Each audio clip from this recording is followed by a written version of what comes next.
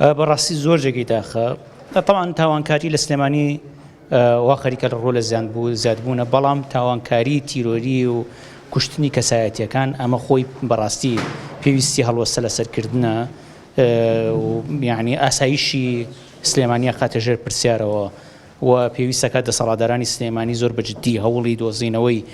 بکەرانی ئەم تاوانە قەزەوە نەبن و بە زوویی بیاندن بە دادگا بۆ ئەوەی ئەم جۆرە کارانە دووبارە نەبێتەوە. ئەم ڕووداوی کە ڕوویە ئەم تاوانکاریە بەڕاستی چەند قات بۆ ئێمە جێگەی داخە. جارێ یەکەم کەسێک لە باکوورەوە هاتووە لێرە خەریکی ژیانی خۆی بووە،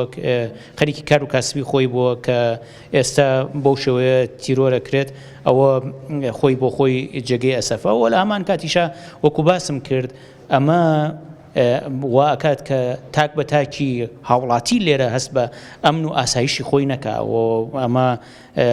زیاتر پەرەپسێنە. بۆیە بەڕاستی دەسەڵاتدارانی سلێمانی بەرپرسیارن لە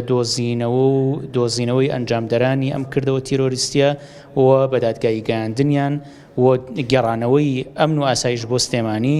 و دڵنیاییدانەوە بەوەی کە ئەم جۆرە کارانە دووبارە ناکەتەوە. بە دڵنیاییەوە سلێمانی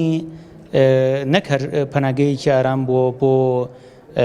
ئازادی خوازانی هەموو پاشەکانی کوردستان، بەڵکو بۆ ئازادی خوازانی تەنانەت عراقیش، ئەوانەی کە مەسەرەن لە بۆ نمونە لە کاتی خۆپیشاندانەکانی